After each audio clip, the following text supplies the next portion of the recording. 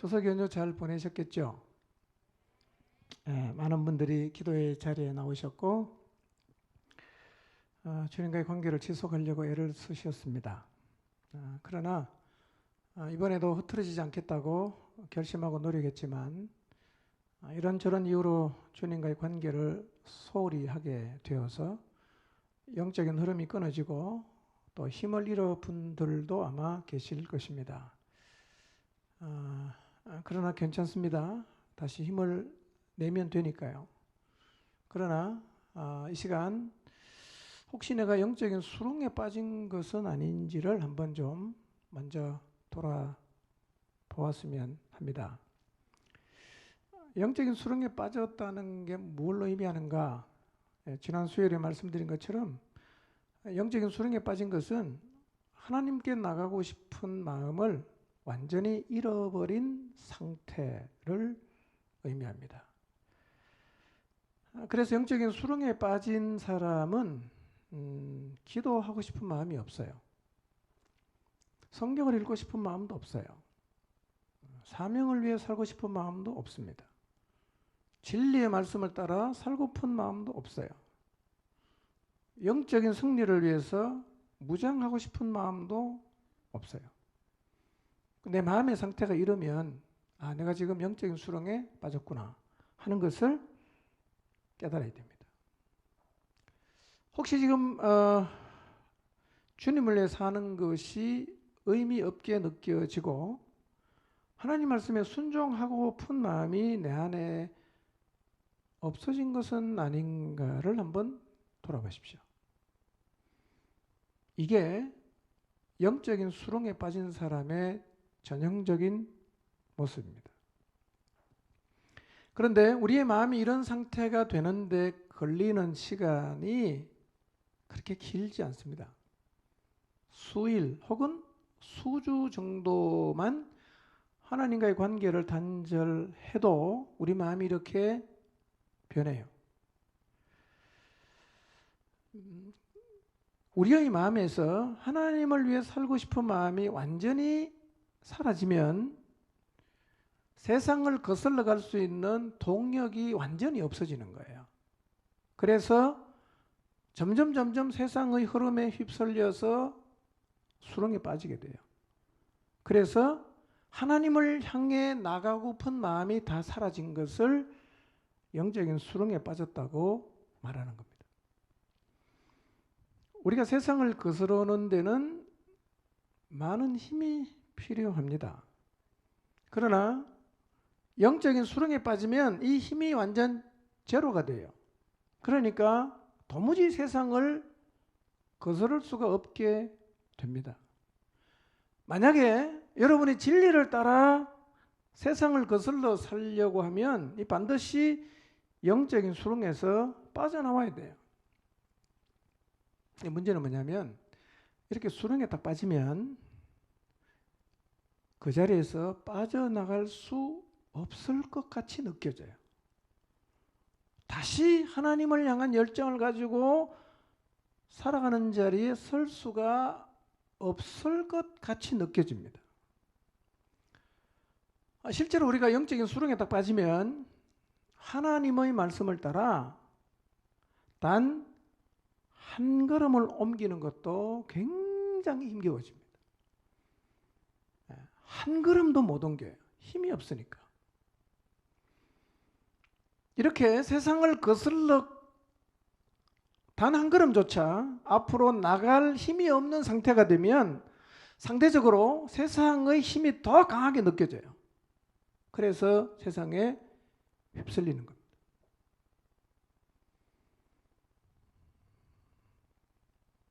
그런데 이 수렁에서 빠져나가는 일은 얼마든지 가능합니다.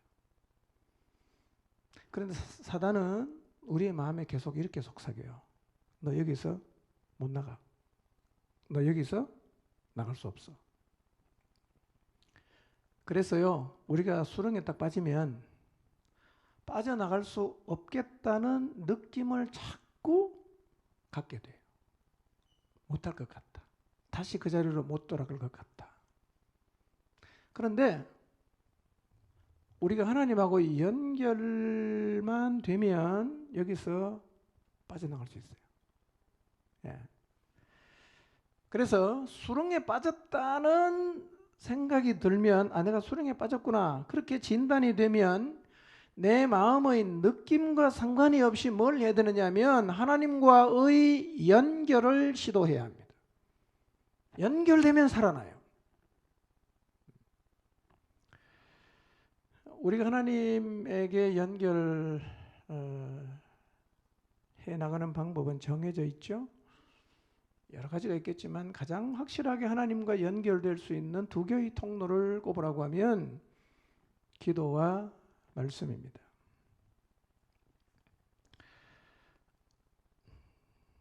수렁에 빠진 사람에게는 이 행위가 의미 없게 느껴질 수 있어요. 그거 한다고 뭐가 달라질까? 그러나 여러분의 느끼는 느낌과 상관이 없이 연결을 계속해 보세요. 어느 순간부터 하나님으로부터 내게 힘이 부어지고 있다는 걸 내가 느껴요. 그리고 수렁에서 빠져나갈 수 있어요. 이번 주는 우선 수렁에 빠진 사람들을 다 도와서 수렁에서 빠져 나오게 하는 일에 우리 모든 힘을 쏟아야 합니다. 오래 가면 고착화되니까요. 빨리 거기서 건져내야 됩니다. 우선은 자기 자신이 수렁에 빠졌다고 생각이 드는 사람은 스스로 적극적인 자세로 하나님과의 연결을 시도하시기를 바랍니다. 연결을 시도하세요. 그러면 수렁에서 반드시 빠져나오게 됩니다. 일주일이면 충분합니다. 충분해요. 그러나 수렁에 빠져 있는데도 빠져나오려는 노력을 하지 않는 사람이 있다면 이 사람은 우리가 도와줘야 돼요. 자기 힘으로 못 나옵니다. 손을 잡고 당겨줘야 돼요. 기도의 자리에 같이 나오게 하고 말씀을 다시 읽게 도와주고 성경을 다시 필사하게 도와주고 도와줘야 돼요. 적극적으로 우리가 이 일을 해야 됩니다.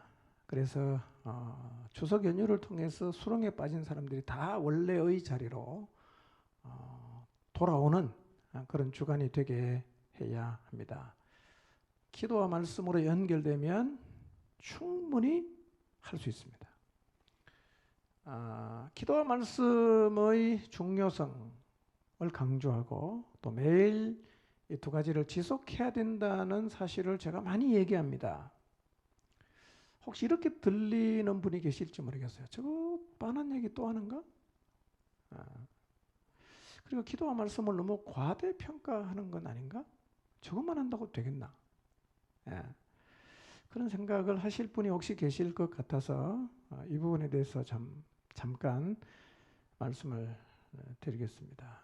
기도와 말씀 이 두 가지는 정말 귀한 거예요. 놀라운 것입니다. 신비로운 거예요. 이 두 가지가 가지고 있는 힘과 능력은 말로 표현할 수 없을 정도입니다. 여러분, 기도와 말씀은 우리를 하나님과 연결되게 합니다. 그리고 우리가 이 땅에 살면서 필요한 모든 에너지를 다 공급해 줍니다. 그래서 이것은 단 한순간도 소홀히 해서는 안 되는 거예요. 여러분, 이 두 가지를 통해서 하나님과 연결되는 삶은 저절로 되는 거 아니에요. 노력해야 됩니다. 가장 필요한 것은 세월을 아껴야 됩니다. 안 그러면 시간이 없어요. 절제할 게 많아지겠죠. 젊은 사람들은 폰 자꾸 하시면 안 돼요. 인터넷 검색하지 마시고 세월을 아껴서 그 시간에 기도하고 잠깐 짬이 나면 성경 읽고 그래야 영혼이 살아요. 짬이 나면 인터넷하고 짬이 나면 핸드폰 보고 언제 기도합니까? 그 영적으로 다 죽는 거예요. 자, 그런데 기도와 말씀을 하다 보면 이런 질문이 생기게 돼요. 하나는 뭐냐면 기도가 중요한가 말씀이 중요한가? 라는 질문이에요. 어느 게 더 중요할까요? 기도가 중요합니까? 말씀이 중요합니까? 어디에 한 표를 주실래요? 자, 여러분의 신앙생활 경험을 한번 이렇게 떠올려 보세요. 뭐가 더 중요하던가? 기도가 더 중요하던가요? 말씀이 더 중요하던가요? 여러분은 어느 걸 더 중요하게 여기고 계시나요? 아마 지금 여러분이 하고 있는 걸 보면 뭐를 더 중요하게 여기는지를 좀 이해할 수 있을 텐데, 나는 기도는 열심히 하지만 성경은 전혀 안 읽고 있다. 그럼 여러분은 기도를 중요하게 생각하는 사람이고요. 나 성경은 열심히 읽지만 기도를 안 하고 있다. 그럼 나는 성경을 더 중요하게 여기는 사람이에요. 어느 게 더 중요할까요? 시간이 없으니까 답을 말씀드릴게요. 둘 다 똑같이 중요합니다. 두 번째 질문. 연장선상에서요. 굳이 두 가지를 다 해야 되냐? 바쁜데. 시간 없는데. 기도도 하고 말씀도 보고.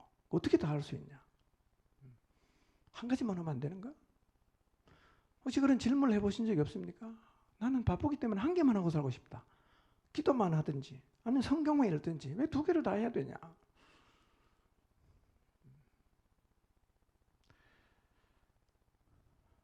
한 가지만 해도 됩니까? 여러분의 경험을 한번 떠올려 보세요. 둘 중에 한 개만 할 때 어떤 현상이 생기던가? 두 가지를 꼭 다 해야 되냐? 정답은 다 해야 됩니다. 이유는 일단 우리가 삶의 경험을 통해서 느낍니다. 두 개를 다 해야 되는구나. 느껴요. 예. 기도 열심히 하는데 성경을 안 읽어보세요. 뭔지는 모르는데 좀 부족한 것 같아. 성경은 열심히 읽는데 기도를 계속 안 해보세요. 뭔가가 좀 부족하다는 느낌을 가져요. 어느 날 제 안에 이런 질문이 생겼어요. 기도가 주는 힘은 뭐고 말씀이 주는 힘은 뭘까?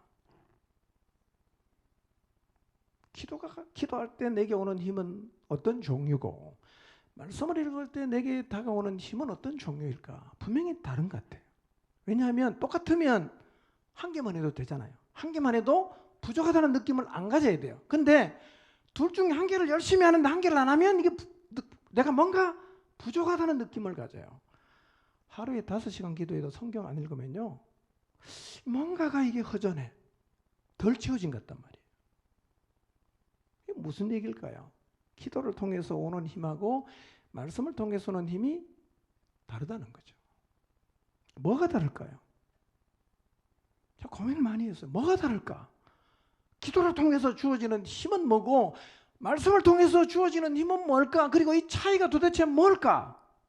왜 한 개만 하면 부족하다는 느낌을 가지게 될까?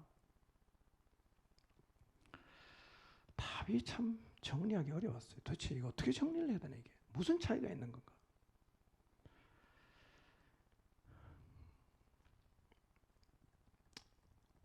근데 이 문장을 통해서 좀 정리가 됐어요. 우리가 일반적으로 기도는 뭐라고 얘기합니까? 호흡이라고 하죠. 또 하나님 말씀은 뭐라고 얘기합니까? 영혼의 양식이다. 그렇게 얘기를 하죠. 이렇게 하니까 좀 정리가 됐어요. 기도가 주는 힘이 뭐냐면요. 기도는 우리를 영적으로 숨통을 트이게 합니다. 숨을 쉬게 해요. 그래서 기도를 하면요. 영적으로 숨을 쉬는 거기 때문에 영적인 답답함이 사라져요. 답답하질 않아요. 예. 그래서요. 성경을 많이 읽는데 기도를 안 하면 뭔가가 답답하단 말이에요. 그 이유가 뭐냐? 호흡에 문제가 생긴 거죠. 호흡. 사람은 기본적으로 호흡이 안정이 돼야 뭐든지 할 수 있지 않겠어요? 숨이 제대로 안 쉬어지는데 뭘 어떻게 할 수 있겠어요? 아무리 밥을 많이 먹어도 숨 안 쉬어지면요, 뭐 제대로 할 수가 없어요. 기도를 통해서 주어지는 힘이 무엇인가? 이것은 마치 영적인 숨통을 튀는 것 같아요. 그래서 여러분 기도를 해보세요. 영적인 답답함이 사라져요. 답답함이 사라집니다. 말씀이 주는 힘은 뭘까요? 마치 이 말씀은요, 밥을 먹는 것하고 똑같아 갖고 영적으로 우리에게 힘을 가지게 해줍니다. 세상을 이길 힘, 세상을 치고 나갈 힘, 문제 앞에 주저앉지 않고 밀고 나갈 수 있는 힘이 생겨요. 그래서 기도를 열심히 해도 말씀을 읽지 않으면 힘이 없어요. 영적으로. 그래서 우리가 영적으로 건강하게 살려고 하면 숨도 쉬어야 되고 음식도 먹어야 돼요. 다르게 하면 무슨 얘기입니까? 영적으로 건강하게 살려고 하면 뭘 해야 됩니까? 기도도 해야 되고 말씀도 읽어야 돼요. 읽어야 돼요. 아멘입니까? 이거 한번 느껴보세요. 기도를 하지 않을 때 생기는 영적인 답답함. 아니, 제가 말을 잘못했어요. 지금부터 느끼시면 안 되고 이전 걸 한번 추억해 보세요. 기도를 하지 않았을 때의 답답함, 성경을 읽지 않았을 때 생겼던 영적인 힘 없음, 생각해 보세요.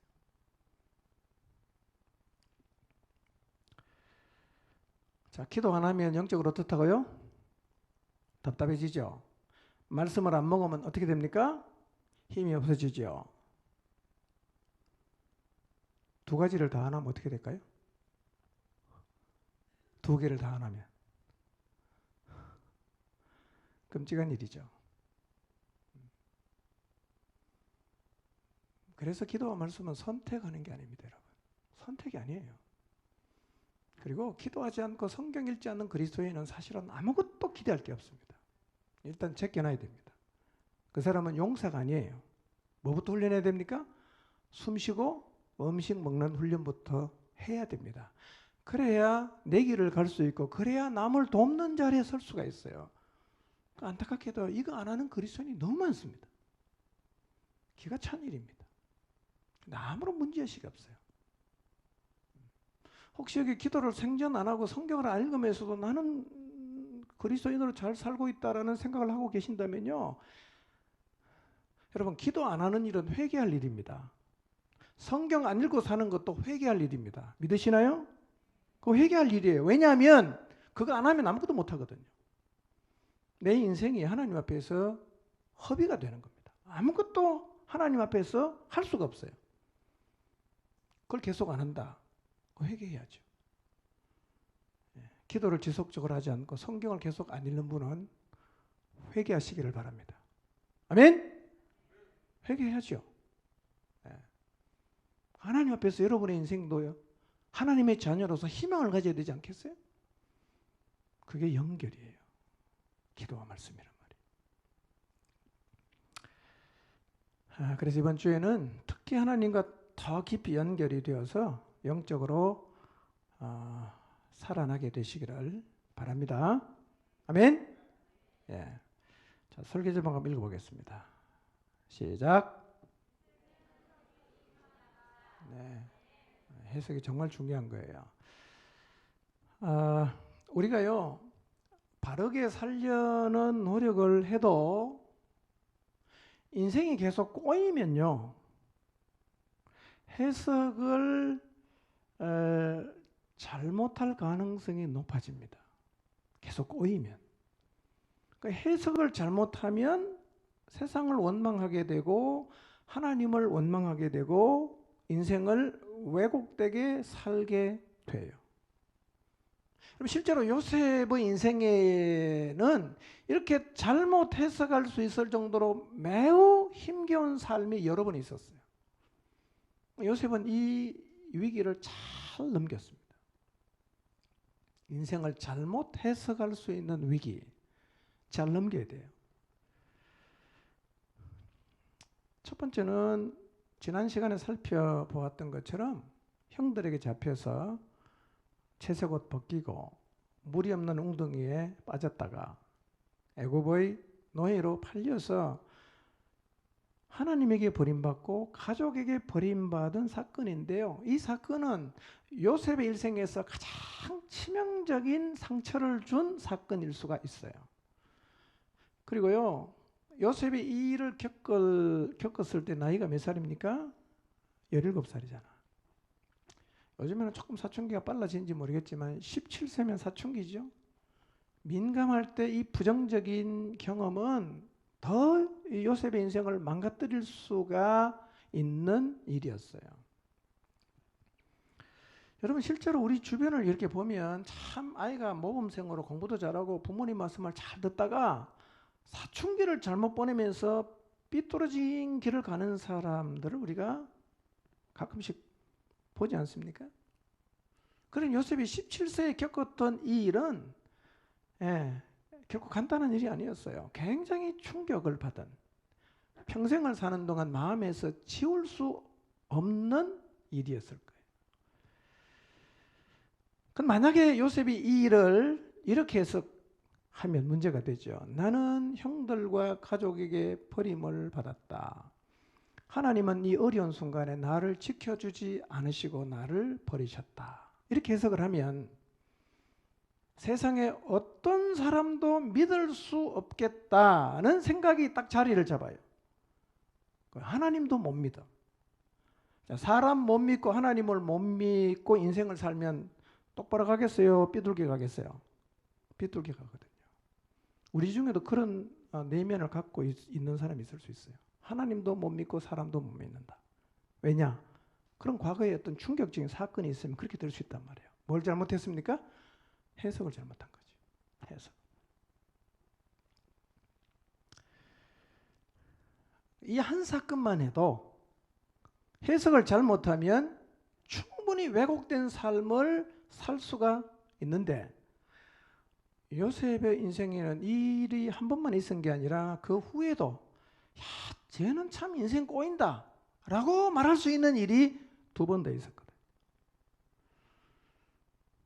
형들에게 버림을 받은 아픔을 간신히 극복하고 노예로 팔린 보디발의 집에서 열심히 최선을 다했어요.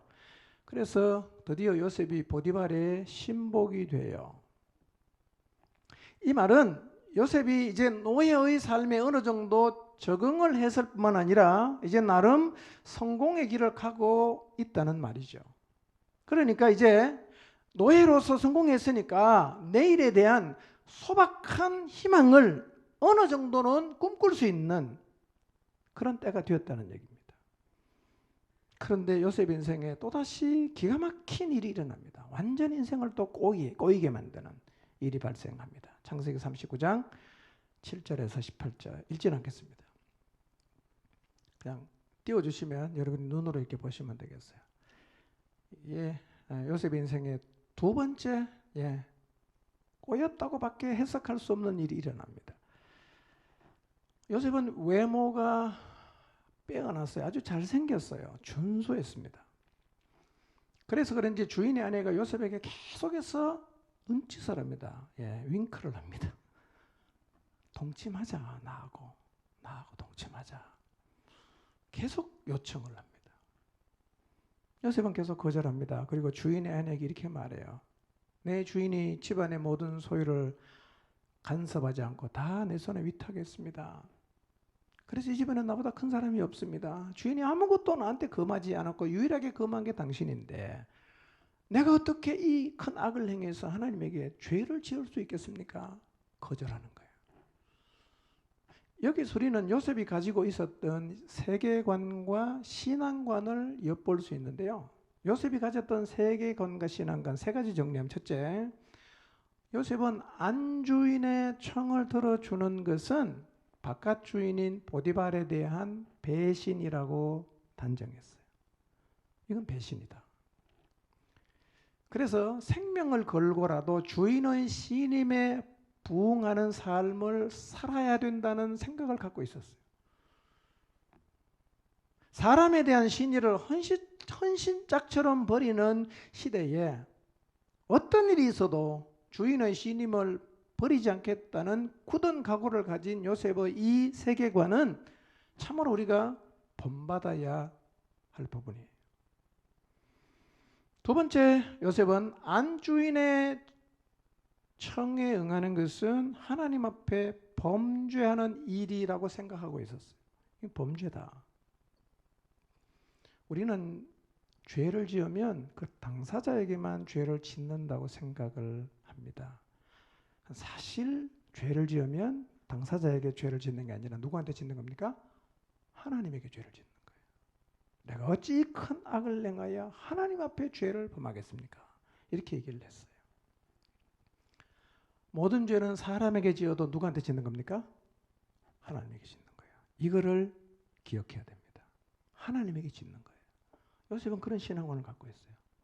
세 번째, 요셉은 자기가 언제나 하나님 앞에서 살아가고 있다는 사실을 기억하고 있었어요. 나는 하나님 앞에서 살아간다. 그래서 요셉의 말 속에 보면 하나님, 여호와라는 단어가 굉장히 많이 나와요. 예. 여러분, 그때나 지금이나 하나님이 보이지 않죠. 여러분, 이번 추석 연휴를 보내면서 하나님이 보이던가요? 안 보였죠? 그래서 하나님을 잊기가 쉽단 말이에요. 안 보이기 때문에.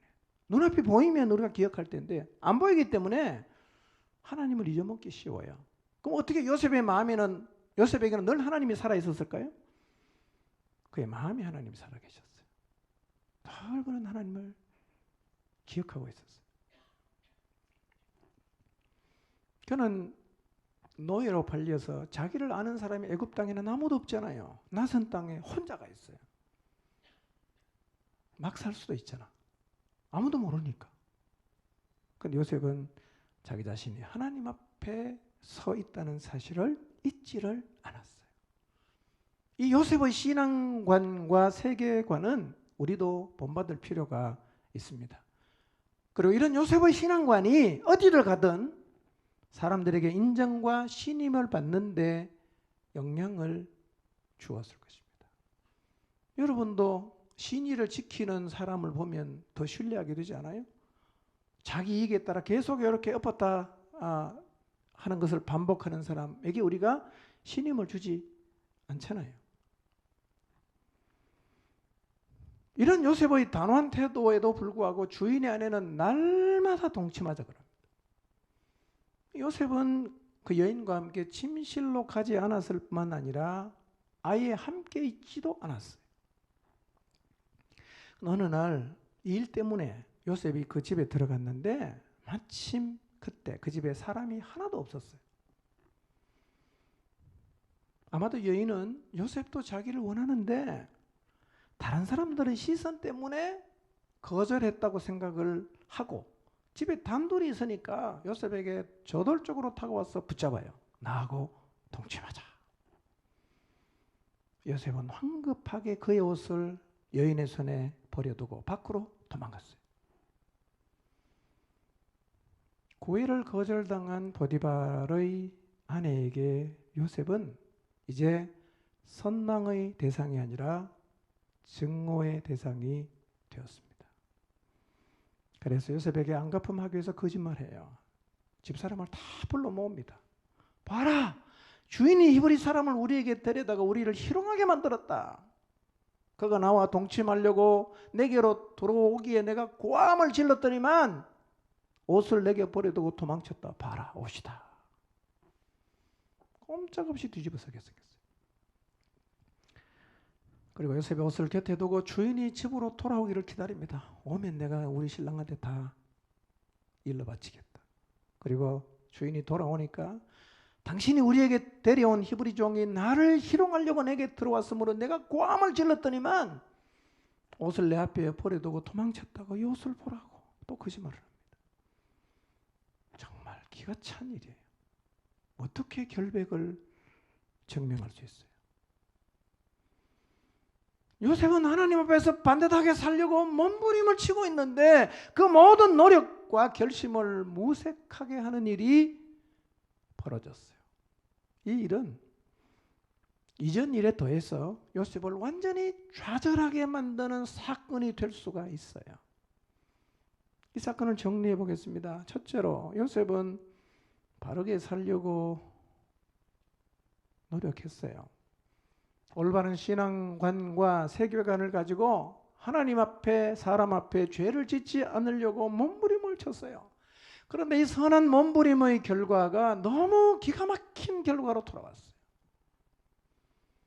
요셉을 생각해 보세요. 17세의 나이에 노예로 잡혀왔어요. 지금 몇 살쯤 되었을까요, 요셉이? 지금 정확하게 성경이 나이를 말하고 있지는 않지만 감옥에 갇혀 있다가 2년 후에 총리가 되었을 때 나이가 몇 살이었어요? 30세였거든요. 그러니 지금 나이는 대충 잡아보면 27세나 28세쯤으로 추정할 수 있어요. 여러분, 남자 나이 20대는 가장 정력이 왕성할 때입니다. 그런데다가 지금 요셉은 타국의 노예로 잡혀왔잖아요. 엄청 외롭게 보내고 있어요. 불행인지 다행인지 주인의 아내가 날마다 노골적으로 유혹합니다. 어떻게 할 수 있을까요? 에라 모르겠다. 못 이기는 척 주인의 아내의 요구를 받아들일 수도 있는 상황이에요.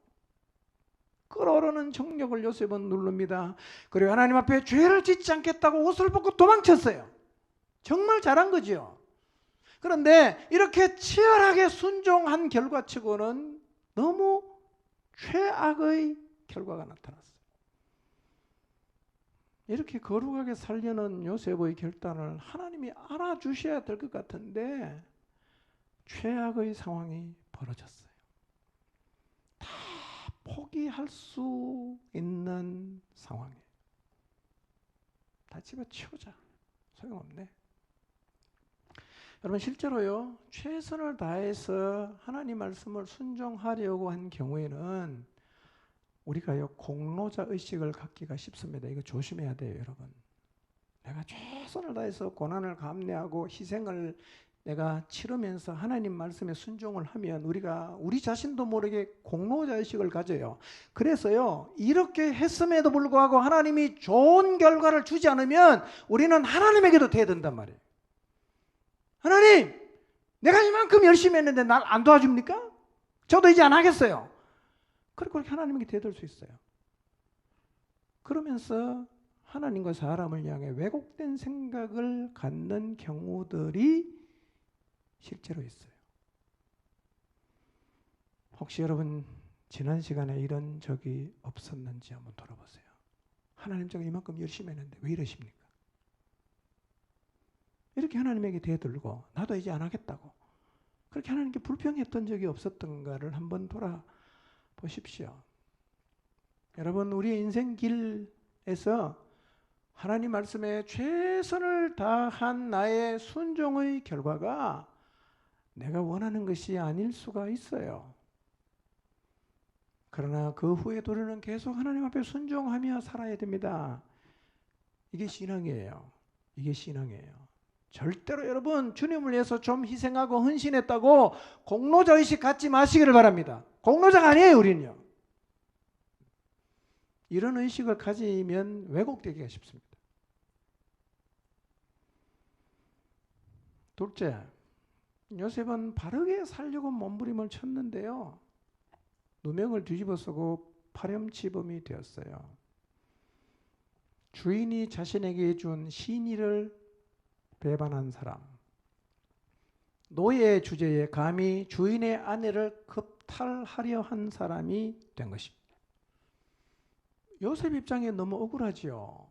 얼토당토하는 얘기예요. 근데 그렇게 됐어요, 결과는요. 근데 이런 기막힌 일이 벌써 두 번째. 기가 막힌 일이에요.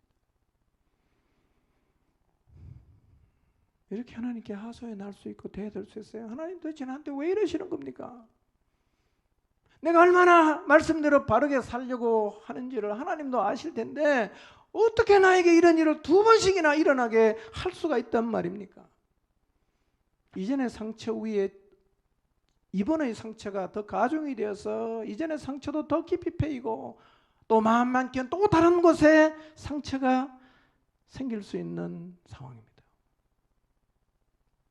적어도 나타난 결과만을 놓고 보면 하나님은 요셉을 안 도와줬습니다. 안 도와줬어요. 그래서 이 사건은 인생을 이렇게 해석할 수 있게 합니다. 하나님 말씀에 곧이곧대로 순종하는 것이 반드시 좋은 것만은 아니구나. 이제부터 하나님 말씀에 하나님 말씀하셨다고 곧이곧대로 순종하지 말고 상황을 보면서 지혜롭게 판단해야겠다. 무턱대고 순종하는 게 최선은 아니야. 이렇게 해석하면 그 이후부터 그 사람의 삶은 왜곡이 됩니다. 혹시 이전의 사건을 통해서 여러분 이렇게 해석을 해서 지금 이런 생각을 가지고 신앙생활을 하고 있지 않는지를 한번 돌아보십시오. 거지것대로 순종하는 게 좋은 건 아니야. 지혜롭게 해야 돼. 하나님 말씀이라고 무조건 순종하면 안 돼. 라는 생각을 갖고 있지 않습니까? 해석을 잘못한 거예요. 그렇게 해석하면 인생은 반드시 왜곡됩니다. 셋째, 요셉은 감옥에 갇힙니다. 이제 요셉은 노예라는 그 꼬리표에다가 하나 더 붙입니다. 뭐가 붙습니까? 전과자. 꼬리표 2개 붙었어요. 우리가 봐도 요셉의 인생이 계속 꼬여요. 근데 요셉은 도대체 이 사건을 어떻게 해석을 한 걸까요? 이 정도의 충격적인 사건을 연거푸 겪으면 그 상황을 잘못 해석해서 왜곡되게 삐뚤게 인생을 살 법도 한데 요셉의 인생을 보니까 여전히 바르게 가요. 요셉은 인생을 해석을 참 잘했어요. 자, 그런데 요셉의 인생에서 꼬이는 일은 이것으로 끝나는 게 아니라 한 번 더 찾아옵니다. 억울한 누명을 쓰고 감옥에 들어갔어요. 근데 하나님의 은혜로 요셉은 간수장의 눈에 들게 됩니다. 참 어색한 단어예요. 하나님의 은혜. 예. 되게 어색해. 근데 어쨌든 하나님의 은혜로 요셉은 간수장의 눈에 들게 됩니다. 그래서 간수장이 감옥 안에 있는 모든 죄수를 요셉에게 다 맡겨요. 그리고 감옥에서 일어나는 모든 일을 요셉이 다 처리하게 합니다. 감옥에 들어간 지 얼마 되지 않았을 때 요셉은 거기 잡혀있던 왕의 술 맡은 관원장과 떡 맡은 관원장의 꿈을 해석합니다. 그리고 길몽을 구웠던 술 맡은 관원장의 꿈을 해석한 후에 이런 부탁을 해요. 창세기 40장 14절 15절 읽어보겠습니다. 시작.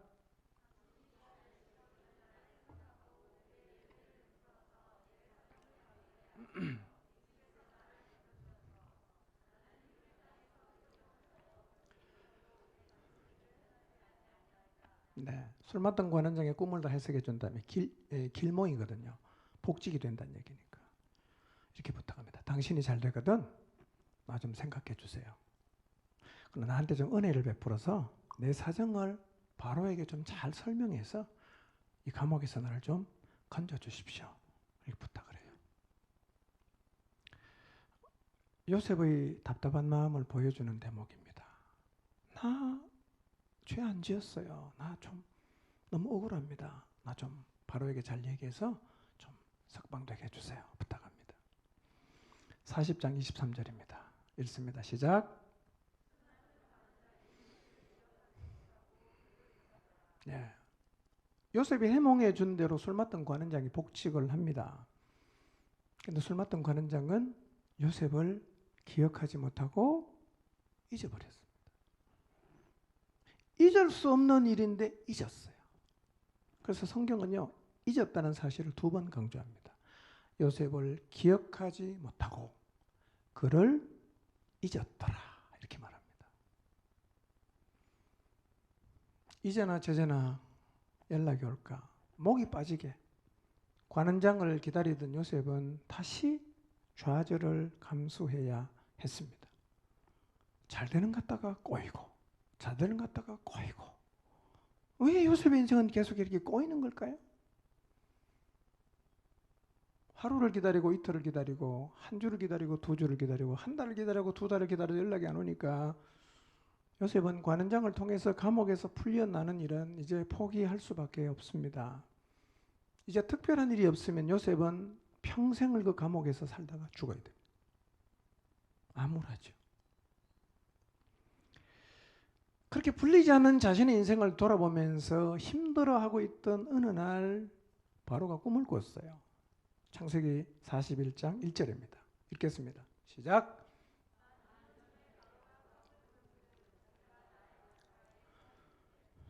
예.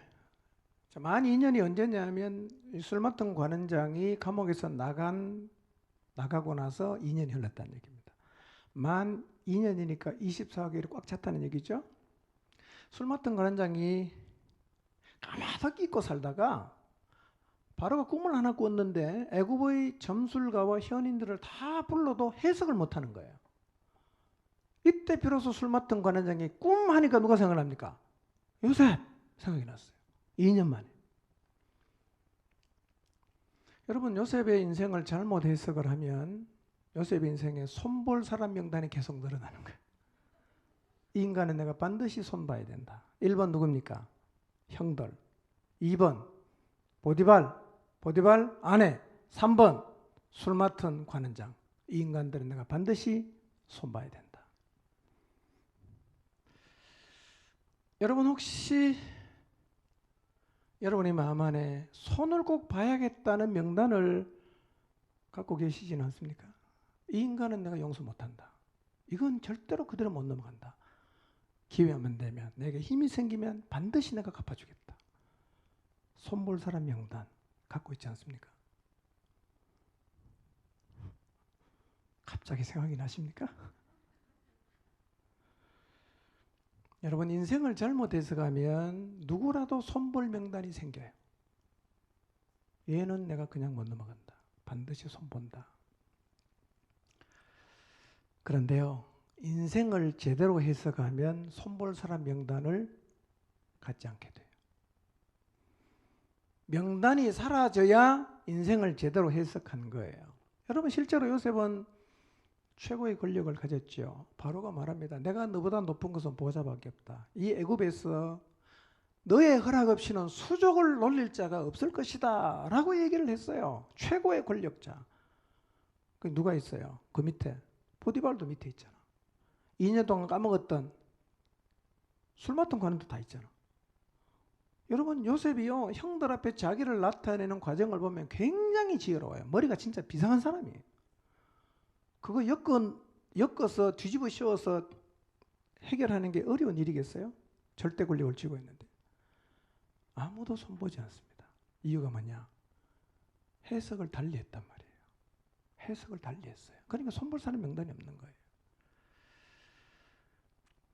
여러분, 우리도 인생을 이렇게 해석을 해야 돼요.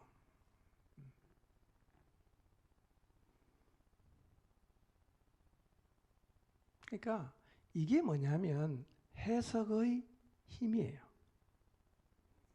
인생을 어떻게 해석하느냐에 따라서 기가 막힌 일을 여러 번 겪어도 손볼 사람 하나 없고 여전히 왜곡되지 않고 바르게 갈 수 있지만, 조그만한 일을 겪어도 인생을 잘못 해석하면 왜곡된 길을 걸을 수밖에 없습니다.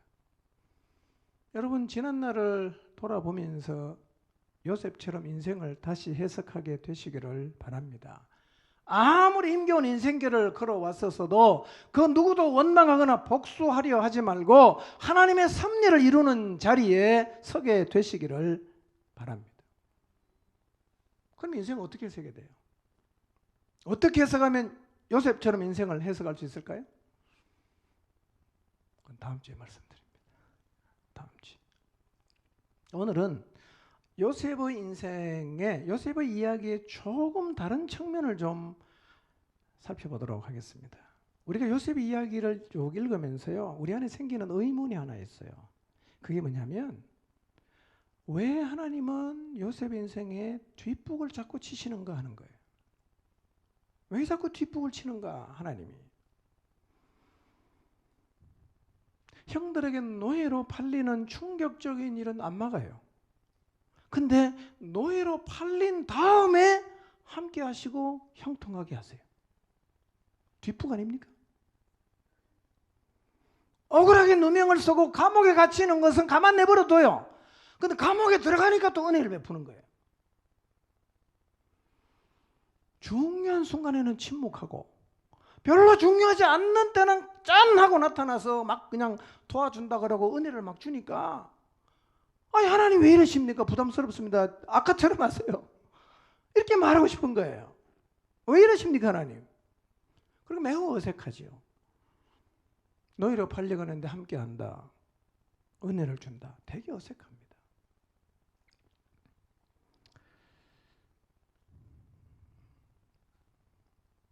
창세기 39장 2절에서 5절을 봅니다. 읽진 않겠어요. 눈으로 보세요. 너희로 팔린 다음에 성경은 이런 표현을 반복해요. 여호와께서 요셉과 함께 하심으로 그의 주인이 여호와께서 그와 함께 하심을 보며 또 여호와께서 그의 범사에 형통하게 하심을 보았더라.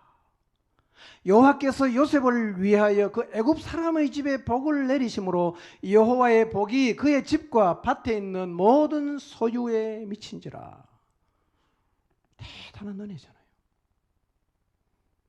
이런 능력이 있으시다면 왜 노예로 팔리는 것은 안 막았어요? 험한 꼴 다 보게 하고 나서 그 뒤에 나타나서 은혜를 왜 하나님이 베푸시는 걸까요? 우리가 원하는 건 뭐예요? 하나님 당한 후에 잘해주지 말고 당하기 전에 좀 잘해주세요. 이거 아니에요? 이게 우리의 의문이에요. 팔리게 해놓고 잘해주고 감옥에 갇히게 해놓고 잘해주고 왜 이러시는 거예요 하나님이? 창세기 39장 20절에서 23절 읽지는 않습니다. 눈으로 보시기 바랍니다. 감옥에 갇혔어요. 근데 감옥에 갇힌 다음에 또 성경은 이렇게 반복적으로 이런 표현을 합니다. 요셉이 옥에 갇혔으나 여호와께서 요셉과 함께 하시고 그에게 인자를 더하사 간수장에게 은혜를 받게 하시며 간수장은 그의 손에 맡긴 것은 무엇이든지 살펴보지 않았는데 이유가 뭐냐? 여호와께서 요셉과 함께 하셔서 요셉이 하는 일은 무엇이든지 잘 되게 하셨기 때문이라고 말씀해요. 이것도 뒷북치는 거 아니에요? 요셉이 원하는 게 뭡니까? 죄 안 짓겠다고 몸부림칠 때 누명 안 서게 만들고 감옥에 안 집어넣는 거 아니겠어요? 이미 다 파렴치범 만들어 놓고 죄 다 뒤집어 쓰고 감옥 가 있는데 잘해주는 게 무슨 소용이 있냐 말이에요. 하나님이 잘해주는 게 너무 어색한 거예요. 왜 이러십니까 하나님? 아까 잘해주지 지금 왜 이러시냐고. 우리가 하나님에게 항변하고 싶을 때가 있어요. 여러분 하나님이 잘 몰라갖고 다 이렇게 뒷북을 치는 걸까요? 왜 이렇게 뒷북을 칩니까?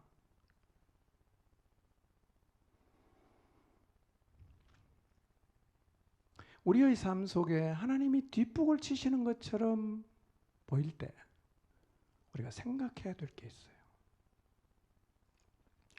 여러분 요셉이 겪은 사건은 부정적으로 해석을 하면 백해무익한 겁니다.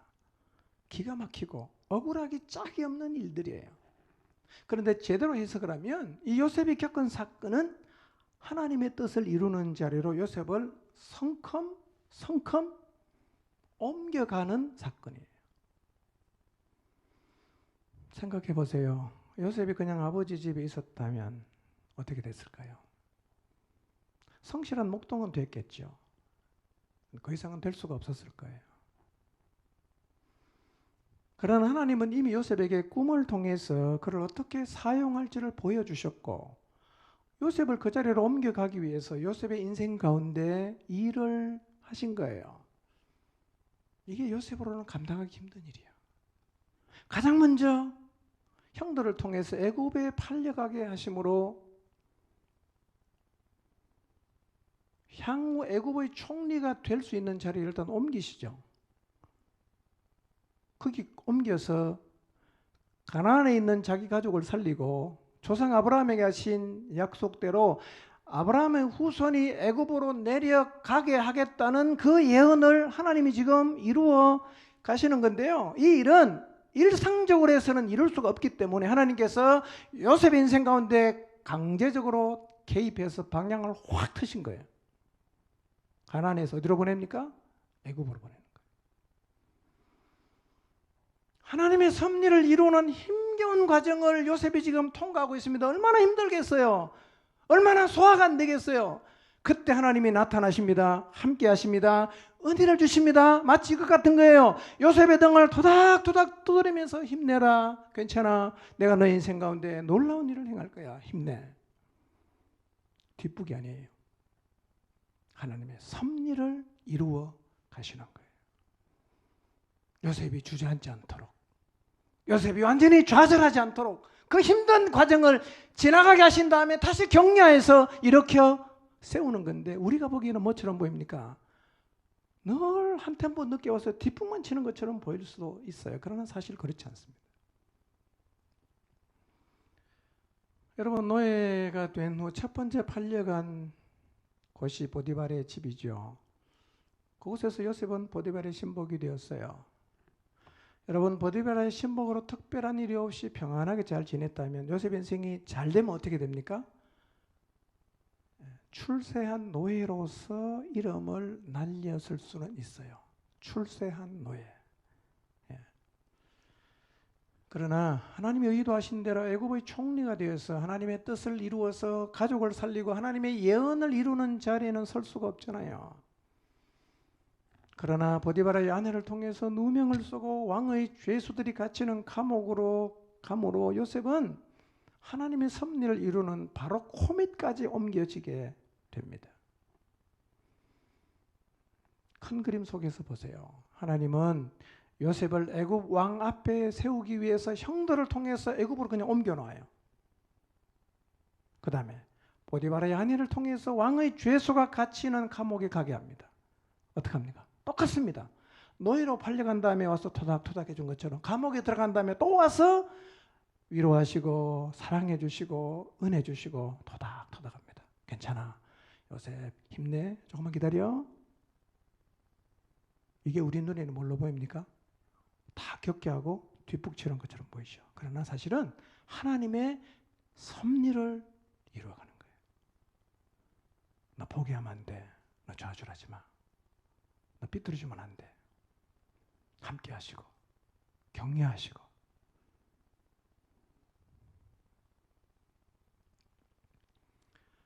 여러분, 술 맞던 관원장의 기억을 잘해서 요셉이 풀려났다면 요셉이 인생이 어떻게 됐을까요? 이번에는 취직이 좀 힘들 수 있어요. 전과자잖아. 파렴치범이잖아. 하나님은 가장 안전한 자리에서 요셉을 대기시킵니다.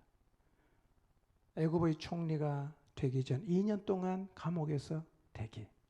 조금만 참아. 조금만 기다려.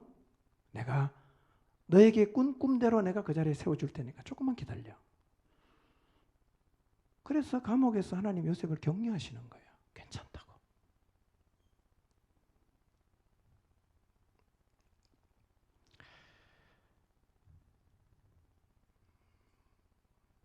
유독 요셉의 인생에서 하나님이 뒷북을 참 많이 치신 것처럼 보여요. 그래서 이 하나님의 섭리를 이해하지 못하고 성경을 읽으면 잘 이해가 안 돼요. 병 주고 약 주는 거야? 겪을 것 다 겪게 하고 지금 와서 잘해주면 무슨 소용이 있는가? 이렇게 하나님에게 항변도 할 수 있어요. 그런데 우리가 뒷북이라고 하는 것은 사실은 하나님의 섭리를 이루는 자리로 강권하여 끌고 간 다음에 주저앉지 말라고, 좌절하지 말라고 하나님께서 격려하시는 거예요. 괜찮아. 내가 있어. 너 힘내. 너는 반드시 내가 너에게 꾼 꿈대로 내가 너를 그렇게 사용할 거야. 그렇게 하시는 거예요. 그런데 요셉의 인생뿐만 아니라 우리의 인생에서도 하나님은 그분의 뜻을 이루기 위해서 때로는 우리 인생의 방향을 확 트실 때가 있어요. 확 틀어요. 힘들지요? 그 다음 어떡합니까? 은혜를 주는 거예요. 격려하는 겁니다. 또 확 틀어요. 또 은혜를 주십니다. 이런 과정을 통해서 뭐가 이루어집니까? 하나님의 섭리와 계획이 이루어지는 거예요. 여러분 인생을 한번 돌아보세요. 하나님은 왜 내 인생에 뒷북만 치는가? 라는 생각을 혹시 해본 적이 없습니까? 너무 힘든 일을 겪고 난 다음에 그 다음에 또 내게 막 찾아와서 위로하고 격려하는 걸 보면 오히려 화가 날 수 있잖아요. 지난번에 그때 잘해주지 지금 나한테 왜 이러시냐고 우리가 하나님에게 항변할 수 있어요. 그런데 만약에 하나님께서 내 인생에서 뒷북을 치고 계신다는 것은 하나님이 지금 내 인생 가운데 일하고 계신다는 가장 확실한 증거예요. 가장 확실한 증거입니다. 그 길을 가야 하기 때문에 그 길로 가야 하기 때문에 하나님은 내 인생 가운데 그 일을 겪게 하시는 거예요. 그 길을 들어서서 힘겹게 가는 나를 찾아오셔서 격려하시는 거예요. 힘내. 조금만 더 가면 돼. 우리 어깨를 하나님께 토닥토닥 두들기면서 좌절하지 말라고, 주저앉지 말라고 말씀하시는 거예요. 여러분 인생을 돌아봤을 때 하나님이 참 내 인생에 뒷북을 많이 쳐셨다, 그런 생각이 드신다면 투덜대지 마시고 오히려 감사하십시오. 그리고 돌아서서 여러분 인생을 다시 해석해 보십시오. 하나님의 뒷북은 우리가 생각하는 뒷북은 아니에요. 하나님께서 내 인생 가운데 뒷북을 치시고 계신다면 하나님이 나를 사용하고 있다는 가장 확실한 증거가 되는 거니 오히려 감사할 일이 아니겠어요? 하나님은 지금도 쉬지 않고 일하고 계십니다. 요셉의 인생에서뿐만 아니라 우리의 인생 가운데서도 마찬가지입니다. 요셉처럼 어떤 일을 겪던 하나님의 인도로 받아들이십시오. 그리고 하나님께서 여러분의 인생 가운데 뒷북을 친다는 생각이 들면 하나님이 지금 나를 통해서 그분의 계획과 섭리를 이루어 가시는구나 라고 생각하시고 오히려 하나님 앞에 감사하면서 하나님의 사람으로 멋지게 남은 인생을 살아가시기를 주님의 이름으로 축원합니다. 기도하겠습니다.